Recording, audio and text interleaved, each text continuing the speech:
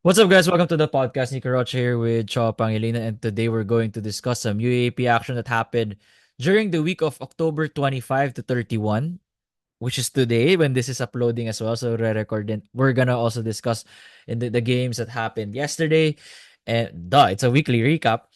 But first, it's a recap, yes, but it's mostly topics na we can derive from based on the things that happened during that game. So the first one is one of our topics that I wanted to discuss with Cho was VJ press ceiling in the UAP. Like when it's all said and done for VJ Pre, I know he's a rookie, but since after I saw that game against UST we're in, he had, let me check that.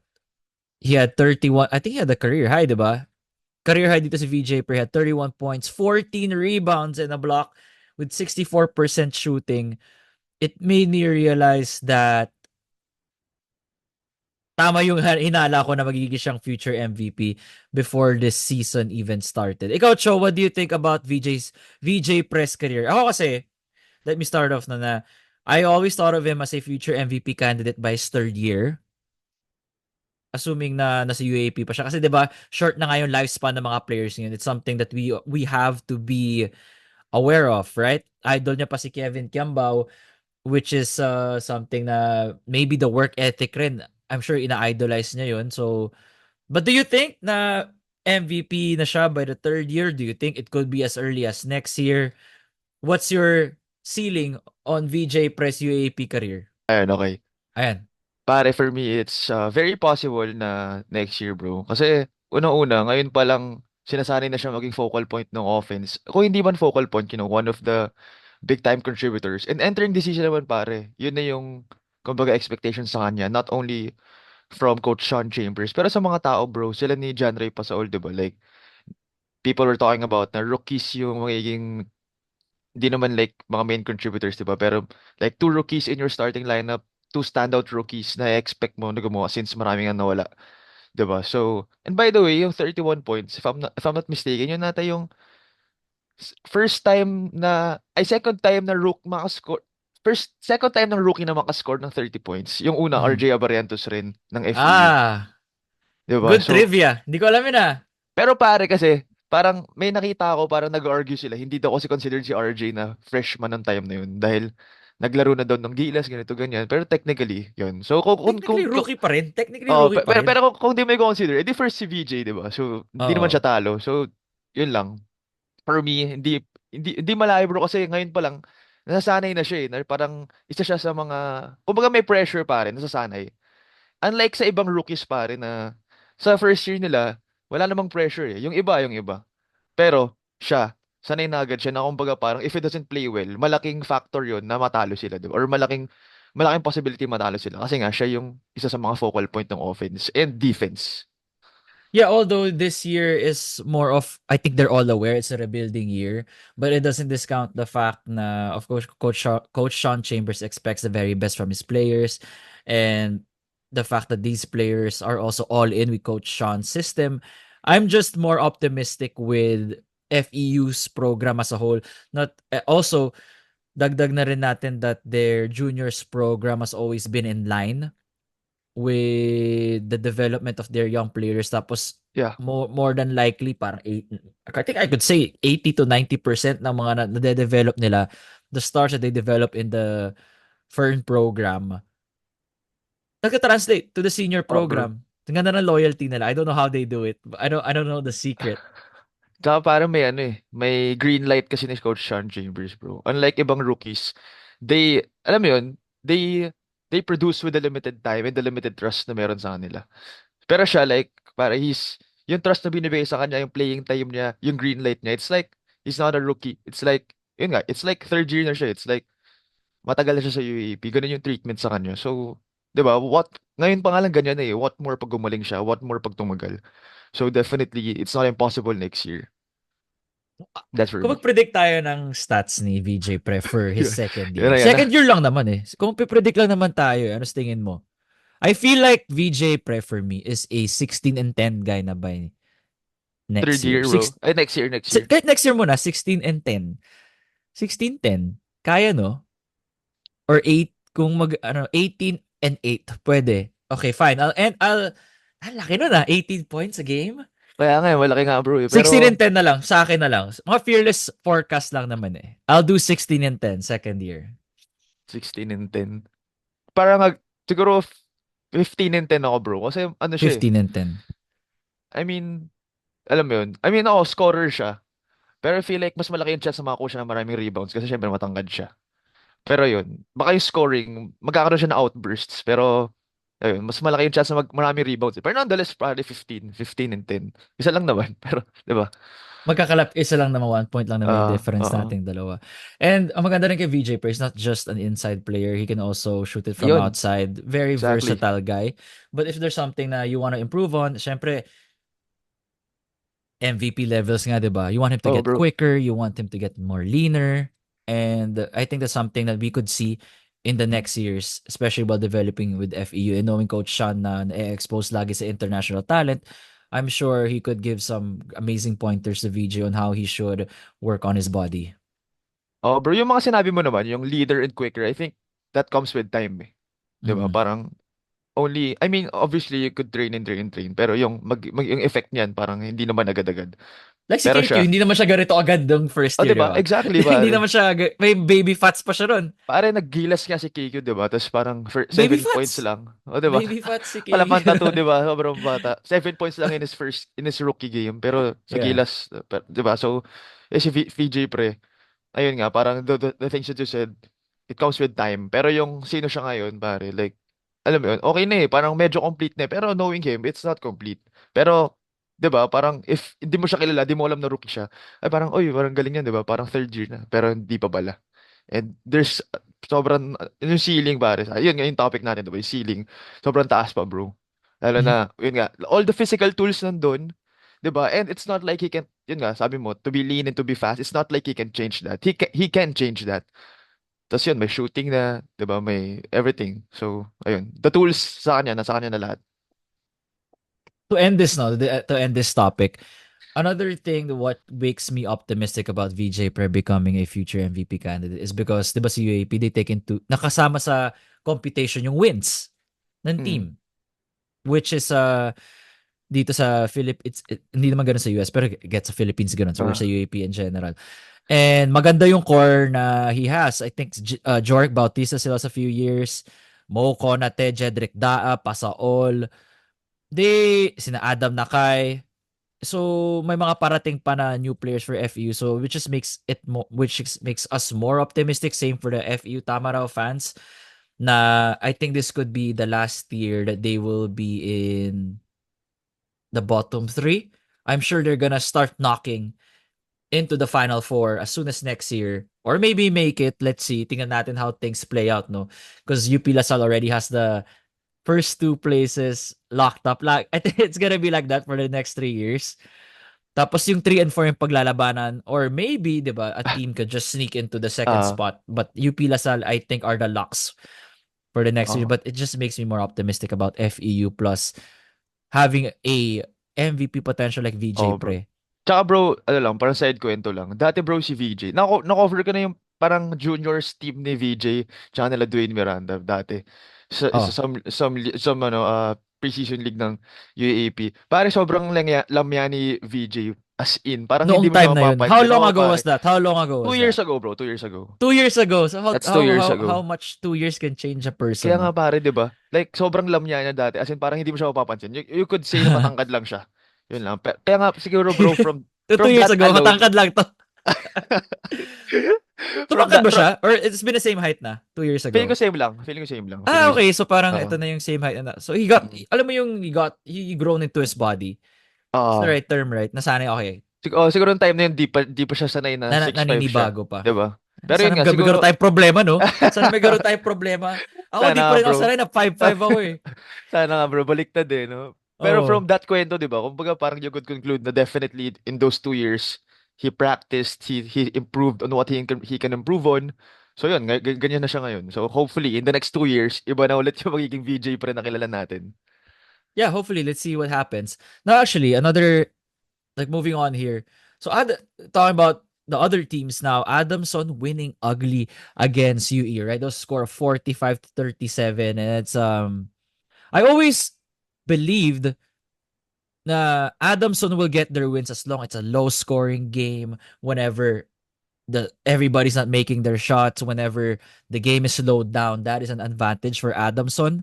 And it's also great that they had two guys that stepped up. Matt Erolon, who had four three-pointers, while AJ Franzman continues to not continue. Well, yeah, why not? Like, continues to look like one of the key stars, key young stars for the Soaring Yeah. Falcons. He's a rookie. Si AJ Franzman coming from Oh, bro. Enderan College. Na-cover ko siya in a different league as well. It's so nice to see na nakikita mo yung mga origins nila and then you're like, Totoo, totoo. nasa UAP na Ah, siya ngayon. ako Nakita ko yan na-discover nung niyan. nagde-develop pa yan. Ako Totoo, totoo. naka-discover dyan sa Pare, legit. Enderan. Sabi ko, ipapakita sa Enderan when he was playing so well in that whole season. Sabi ko, may kukuha dito na UAP team. And true enough, buti na punta siya sa Adamson wherein it's a team that could definitely use him. But what did you notice in that in that Adamson UE game? Are you ano 'di ba, like it's a it would you like ano no? Adamson is still in the Pare. final four race. Sila pa out of Kaya nga, all pare. na dinidiscuss natin prior. Oo, pare. Pare, marami nagbabash, bro, sa game na to. Like, specifically on the side of Adamson. Pero ang defense naman ng... Nagbabash? Oo, Nagaano? bro. Kasi, bro, pangit daw They're yung laro. bashing Adamson? Oo, pare. Kasi... Why? They the one that won. Pero yun nga, pare. Parang pangit daw yung win, bro. Like, tapos, if... And that's If... Adamson's game. A win is a win, di ba? Parang ano pa Yun kaya nga, natin kung pare. 10-0 yan? Or 10-2. Oo, Basta totoo. double yung makita mo Oo. sa win column. Yun yung Anyway, defense yeah. pare no ano. Yun yung argument ng mga Adamson fans, bro. Pero kasi yun nga, totoo naman for me, if you wanna win against the best of the best, pare, even though that's a win, pare, like, hindi, win yan, bro, pero against the much stronger teams, bro, syempre kailangan, at the end of the day, if you wanna compete, pare, kailangan gagalingan mo talaga. And in this game, it's lucky that they won, sa totoo lang. Again, I'm not taking off the No, I credit, like that obviously. they won. Because nagka-drop, Yeah. may konting nagka-spice up yung Final Oh, Four race oh, pa rin. Hindi siya na masyadong predictable na, okay, so lock na UE. Walang ganun. It's oh. more of, Isa pa yun, pare. uh, Okay, sige. And then, siguro nga bro, to some extent, I'd say na seniority sila kasi yung UE pare, sakto hindi maganda yung laro. Pero you have to give credit to them na, nakita nila di maganda yung laro. Okay, sige, let's find a way. And for them, I feel like the way was the three-point shooting eh. Kasi 8 out of 40, obviously, pangit yun, 20%. Pero that's what? A plus 5 sa part nila. So what? That's 15 points and that's already big considering you only scored 37, pare. So, malaking difference na yun. Almost half na ng points mo yun, pare, yung three-pointers mo alone. yeah, would you So yeah. believe na 8 of 40 ang Adamson sa 'Di ba, three-point pare? Pero They attempted 40 three-pointers. 'di ba, Is bro? that their average? I don't think that's their average. Sobrang dami. Hindi. uh, 20 plus lang. 24 uh, to 27 yeah, average sila eh. yeah. And I'm curious, ilan doon yung kay Matthew Montebon? Let's see. Monty One, ba? isa lang sa kanya, pare. Isa lang. Isa lang kay Monty Three kasi it points was lang Errol siya. and Franzman eh. It was Oo Errol nga. and Franzman who Eh, took. Tapos si Baby Boy na. Yun na yun eh. Usually kasi siya yung ano, 'di ba? Pero ayun nga, kita natin no, yung 11 attempts doon pare kay Erolon, bro. So yeah, I mean lahat talaga inefficient, Kulit. pero a win is a win. Tama ka, bro, in the long run, hindi mo na titignan yung game na to. In the long run, titignan mo like yung Final Four race, parang magkakaroon ng unting excitement. So yeah, in the long run, I don't think people will pay attention to this game. Pero tama On naman the yung other, argument ng iba. yeah, more on Adamson, no? Talk about Ah, Matthew Montebon. He's been an enigma, right? Sometimes you see him have a great game. bro. The next game, Tama, you're tama. gonna see him minimal impact lang.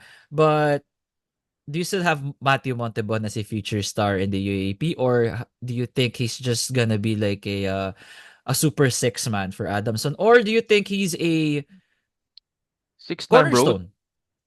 What's Hindi ba your siya? no no I'm asking you what's your ceiling of Okay, Matthew okay, okay. Montebon? Do you Okay, gets, think gets. like do you think when his UAP career is over and done with, he's a six man, or at the or his ceiling is a future superstar that looks like a first round draft pick in the PBA? Where do you see his UAP career looking like? UAP career, pare. UAP wise, I think he has more in him. That's More pa. You kasi don't think okay. he's in a team like Adamson naman eh. So I think as long as he's in Adamson na hindi naman, alam mo yun, hindi naman maka-garner ng sobrang daming talents. I think he's safe. Pero Good point. pero sa like in a bigger scape of the Philippine basketball, parang sobrang daming guards na magaling. So if he wants to reach higher lengths or bigger lengths, he has to level up his game. Actually, dami magaling. Kasi Pilipinas, Oh maliliit man, lang tayo dito. You really have to sobra bro. separate yourself from the pack. Hindi nga siya yung tipong pag nilagay mo sa team na to, magaling pa rin siya. Hindi pare, I believe sa Adamson lang siya magaling. Pag nilagay mo siya sa iba, Ooh! bro, maubusan siya ng playing time, bro. Ooh! Mag-iiba yung environment, pare. I think Adamson is the perfect environment for him. Pag For nasa iba siya, Montebon. pag nasa iba siya, maraming pwede mangyari. Maubusan playing time, wala yung confidence since yun nga, may iba siyang kasama na magaling din. Something like that. Does he give you Kyle Paranada vibes, EB? May Totoo, ganun bro. siyang vibe, di ba? Yung tira, pare. Yung tira, pare sa May Kyle, at parehas. yung same play in a way, they play Ah. kind of the same Tinan mo si Kyle, bro, nung nawala sa sa UE, pare. UST. So, 'Di ba? di ba nga, Medyo kaya nag-dip. naisip ko, wait Oh. lang, how do you view Matthew Montebon? Kasi naalala ko bigla si Kyle Paranada na 7th, 8th man ngayon sa UST. Di 'Di ba? ba? He's helping, but not the Pero, Kyle Paranada we saw in UE exactly.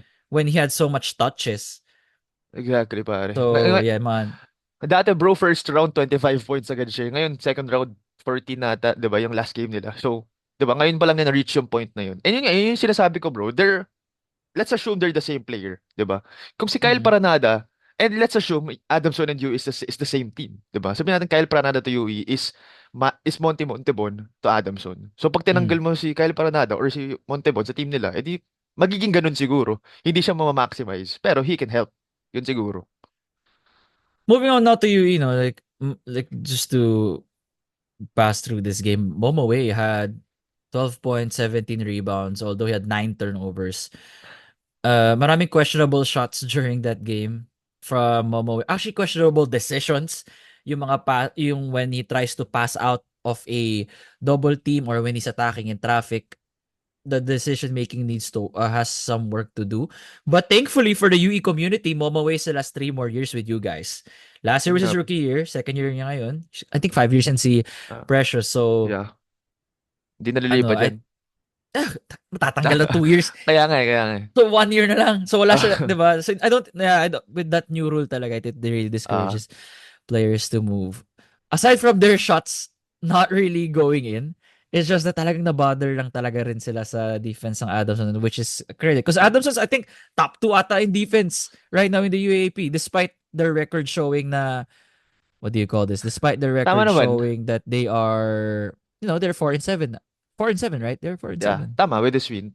Tama Mm. naman bro kasi I mean, alam mo yun, a team could play good defense and could play bad offense as well. So, hindi naman malabo. So, basically, actually you could say din naman na maganda yung defense ng UE pero yun nga, parang Adamson had that one edge at least for me, which is yun nga yung 3 points. That's what, ayun nga.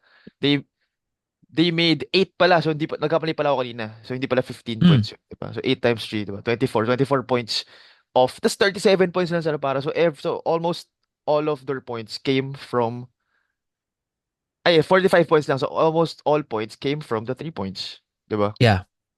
More than half pala, pare. Diba? Yeah, kasi 24-45. So, na lang Mm-mm. talaga. Ah, Talagang 60% yun. ah, Moving on now, Ateneo versus UP game. Obviously, Ateneo got blown out 75-47. Everybody knows that there's not much to analyze in this game, considering that if we were just to give 3 points that could summarize what happened. Number one, UP has a better overall team. Duh. Number two, UP shot so much better compared to Ateneo. I think it was 47%. It was 45% versus the 27% of yeah. Ateneo. Yeah, Dun yeah. pa lang, you're not gonna survive if yung team na mas magaling na nga sa'yo, Ah, you let them score above average, wala ka talaga pag-asa dun. And not to mention the fact na UP was has really great style, had what do you call this, in defense that was really on point from start to finish. They were mixing it up from full court press, biglang mag-change sila. oh, And I bro. think this is their bread and butter. Naguguluhan yung Sakto. Ateneo. And I think that also the inexperience coupled with nararattle sila sa defense, something na na-experience sila, not for the first time, but maybe there are some schemes na nagulat sila na they didn't run this nung first round.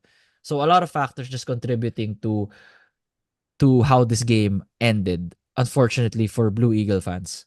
Yeah, bro. Alam mo, for me, I mean, I wouldn't say na di sineryoso ng UP, bro. Pero parang dami Gagos nilang parang parang... seryoso talaga. Pinukpok talaga. Ano di Pero, seryoso? Sobrang pokpok yun. Ano pa gusto mo? 90-47 yung score? hindi, pero pare, 75-47 na nga eh. I'm talking about like, una-una yung starting five, di ba? Okay, okay. Starting Pinasok nila five. si Jacob Bela. So, from that, obviously, nag-experiment sila. And sabi mo, di No, ba, no, no. like, Jacob has always been a starter for UP. He's always been. okay. Kasi Okay, consistent okay, talaga okay. siya. He's always been My a bad, my bad. starter. Yeah, all good. And I think it's something na pero si Bela kasi in a way a really great rookie rin. He's been starting. I think may mga 2-3 games lang siya hindi nag-start. Pero he gets the usual 15 to Okay. 17 minutes. Okay. So, Mm. pero consistent starter naman si Jacob.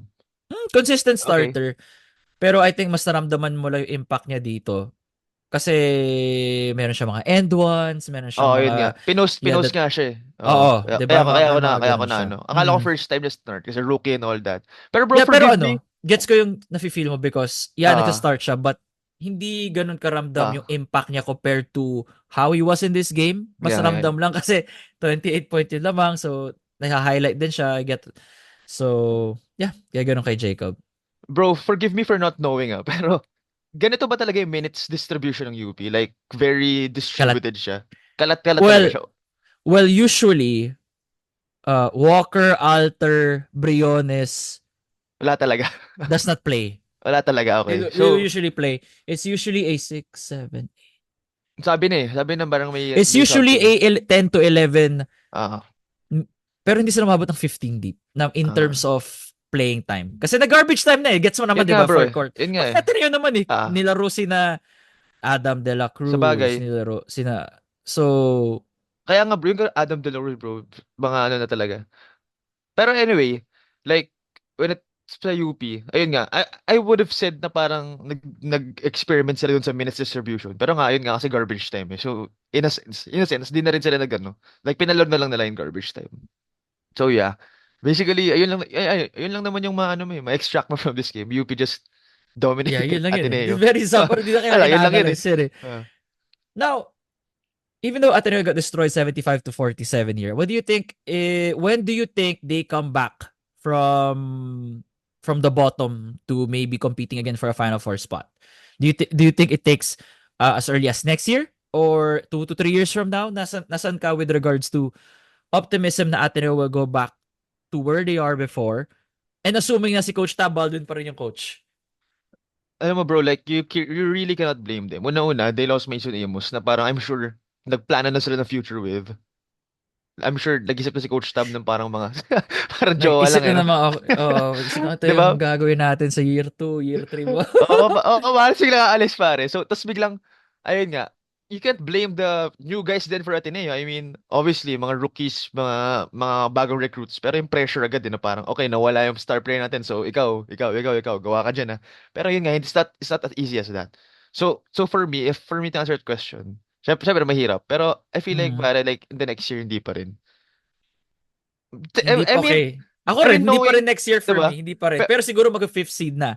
Maaangat na ng onte. Or nasa 6 ka pa rin. 5-6. Actually, 5-6 seems reasonable. 5-6. five, Because I feel, six. ito kasi, niisip ko kasi mag-5 because I'm so high on Sean Tuano, Bongo, Bahay, Porter. Wait, sino ba? I'm also high. With, yun lang pala. Yun lang, those are the only guys I'm high on. But that's four people. That's four people that you can rely Sorry. on. That's Yeah, four bro. people. Hindi naman impossible, pero kasi, ayun nga, like, ang dami kasing inconsistent guys pa rin sa kanila, pare. Like, the likes of Espinosa, Lazaro, yun nga, dapat pare kasama siya sa list mo na yun eh. To be honest, that kasama siya. Kasi sila yung medyo matagal Mga na. vets na. They should Oo, be mga vet. vets na eh. By next year, yan na yung talagang aasahan Oo, mo eh. bro.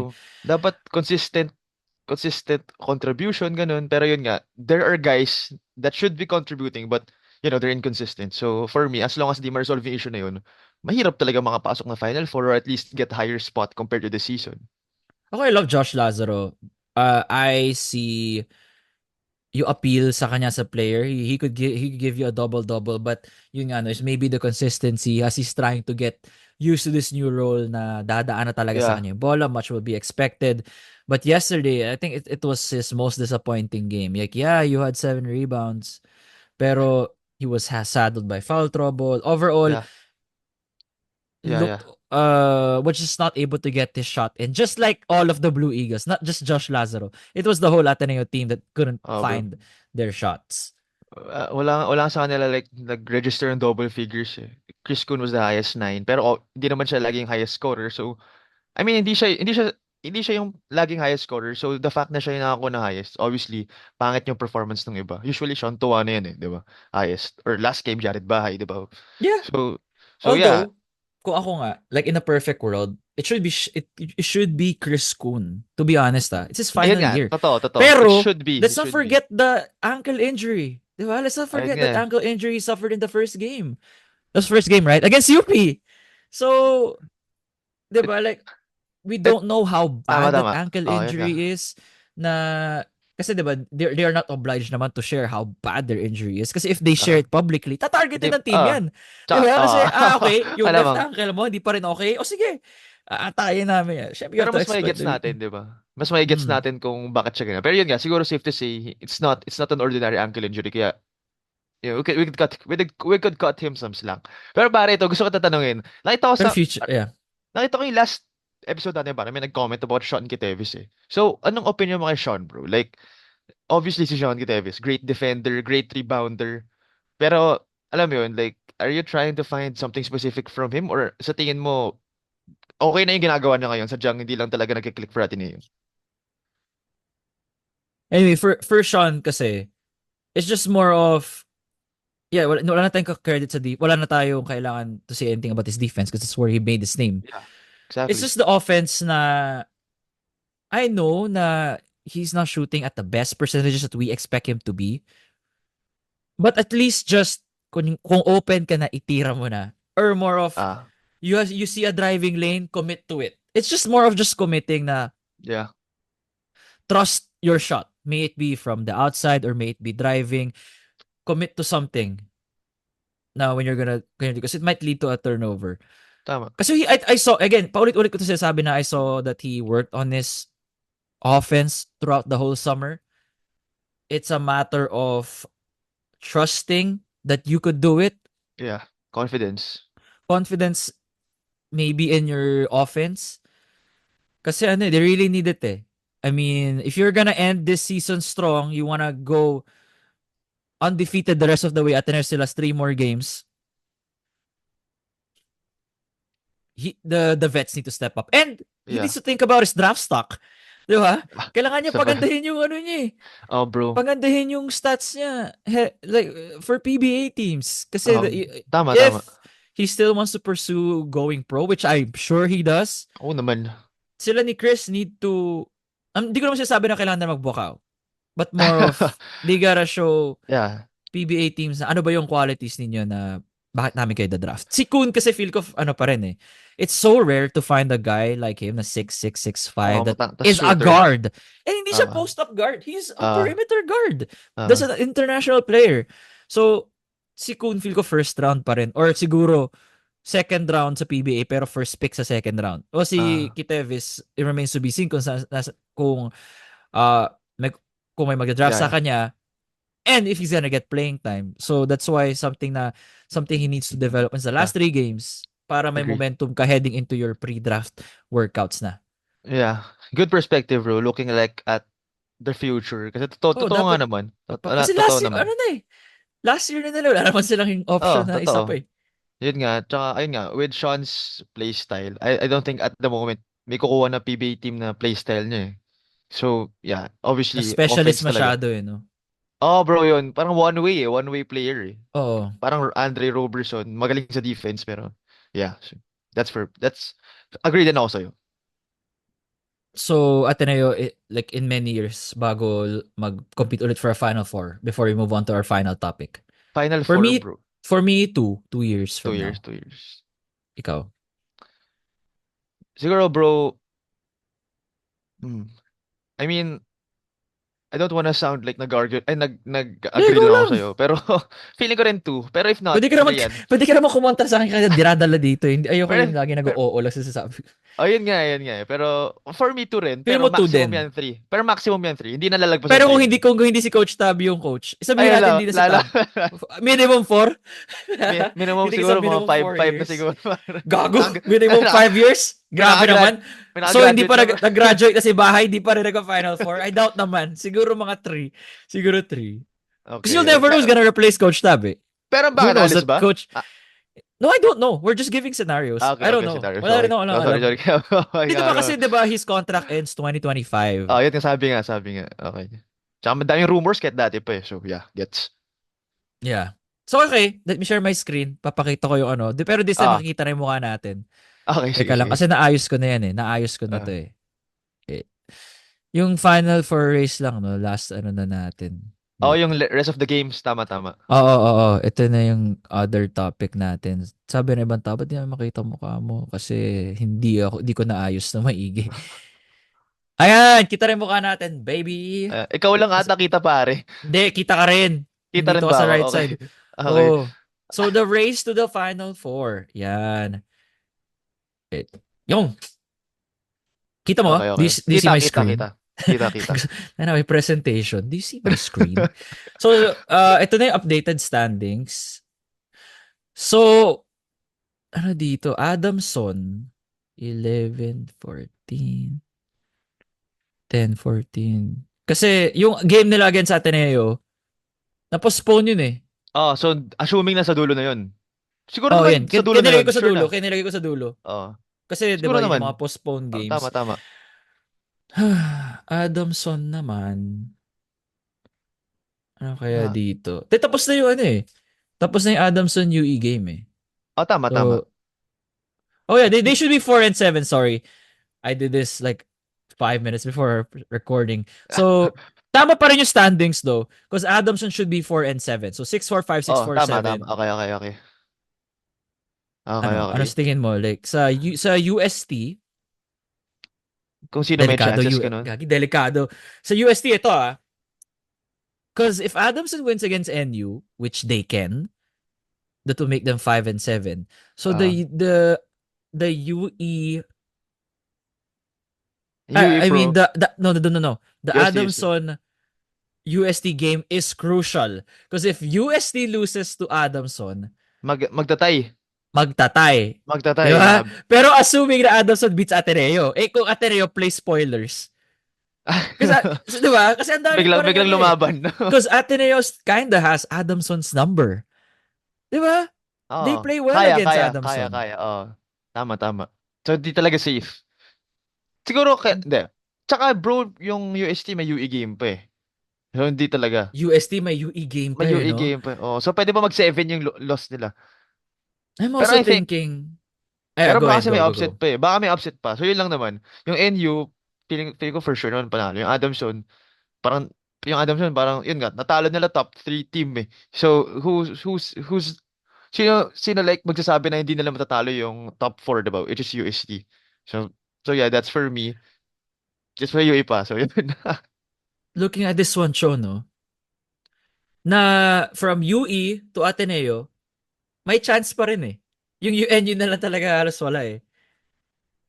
Kaya, kasi diba Ateneo, let's say they beat FEU, they beat UE, they beat Adamson, which Mag are 6-8. winnable games. They could be 6A, right?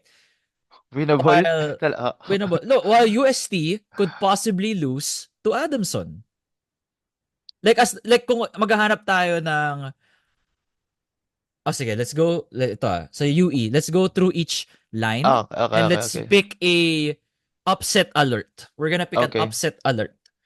So for UE, uh they could possibly lose to UST and Ateneo.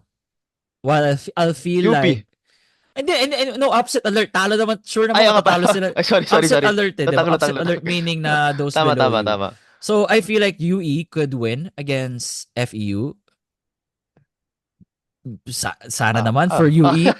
Di ba? Kaya. And Hindi, then hirap na sabihin eh. they could end 7 and 7. So ganoon, di ba? Sa UST naman, yung upset alert nila, pwede sila matalo sa Adamson. UST, UST. UST, let's now move on to the next line. UST could possibly lose to Adamson. Sa UE, sa Kasi, tingin mo, I feel like, ito may opinion ko lang naman laban. to. Feel ko kasi Okay. UST, for some reason, just knows UE's number. I feel like they could win against UE and NU. So, that will make them Tama 7 and naman. 7. So, 7-7, 7-7. So, parang, inaano ko lang per line. Ah, While tinatay ba? Adamson, Kinokontrol mo ata, bro.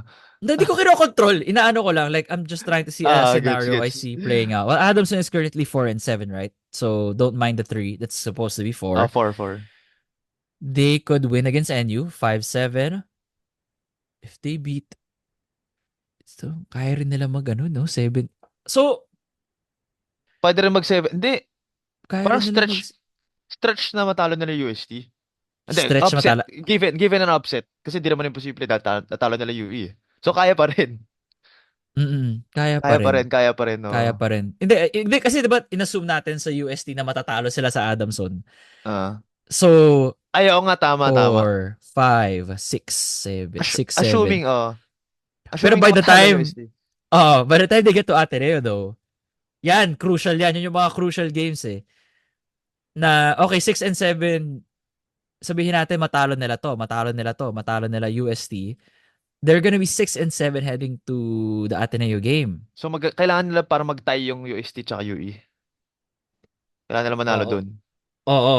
Oo. Kailangan nila, so magiging crucial eh. Kasi, Ah, and I'm sure papahirapan sila.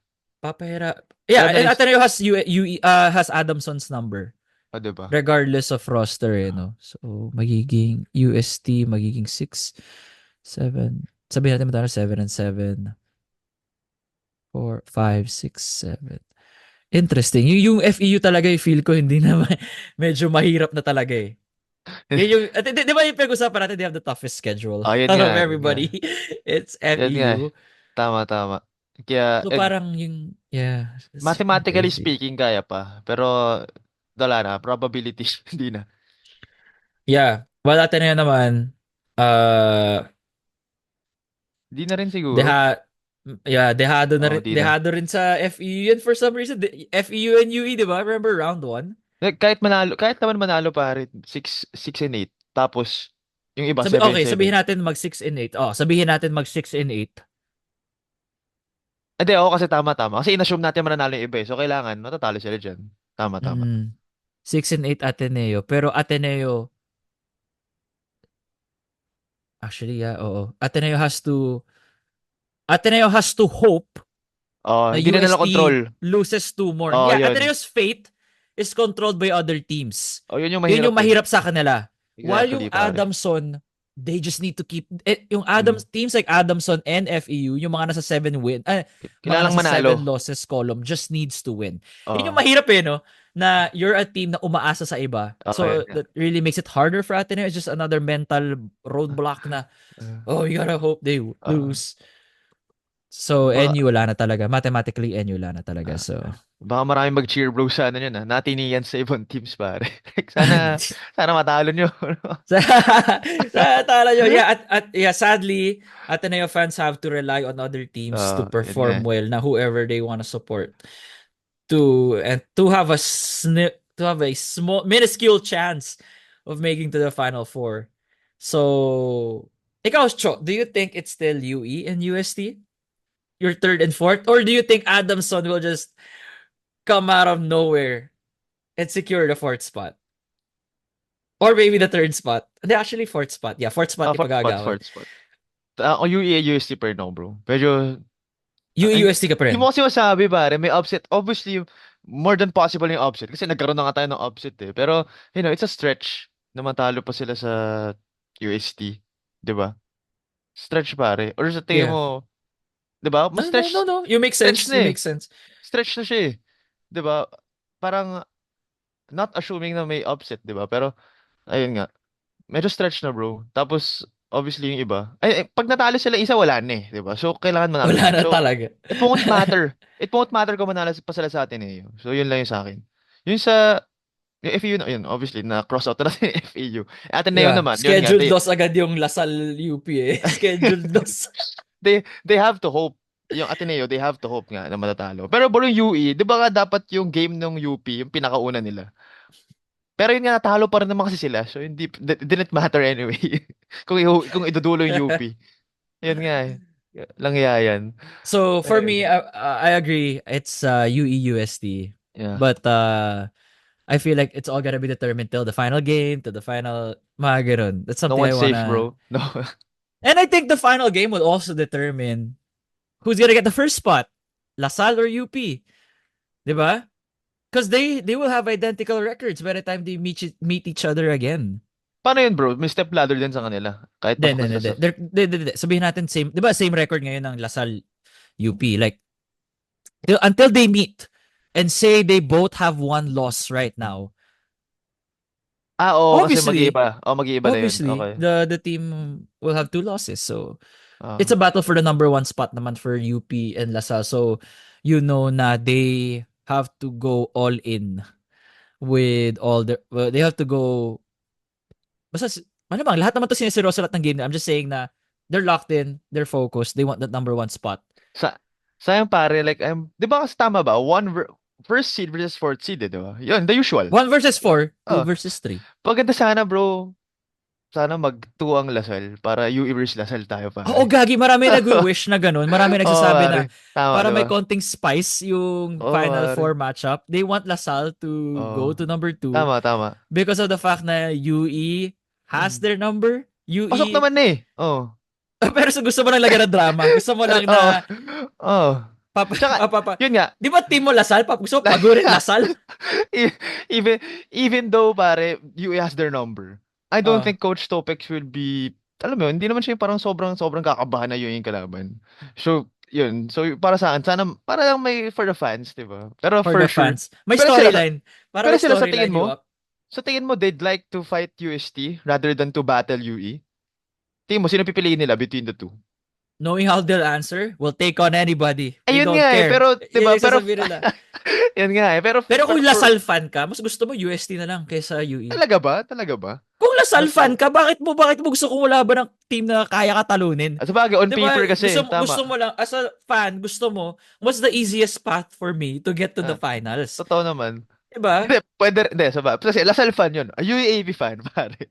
Lasal Ay, versus UE. UAP fan, kung UAP fan ka, syempre gusto mo Lasal UE kasi gusto mo Oo, makita bro. na an Tama, underdog like tama. UE, 'di ba? Like that's a Tama, tama. Cinderella story if they ever beat Lasal.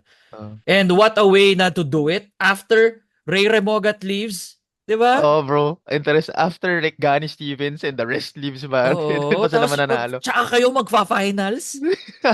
Pinili, Parang, ha? But Pero ako, yeah, I'd like to see that. that's Kahit pretty Lasal much fan it. ako. I'd like to see that. Yeah. Yan Anyway, lang. yun lang naman guys. Thank you so much for listening. It's an interesting conversation with Cho. Nico Rocha with Cho Pangilinan. For those on YouTube, like, comment, subscribe. We're gonna give a giveaway. Give a giveaway. We're gonna have a Wow. giveaway sa 50k subs. Si 50k subs. Well, for Spotify, follow, 5-star rating. Yun lang naman kailangan natin doon. Thank you for always supporting. See you guys at the games. Peace.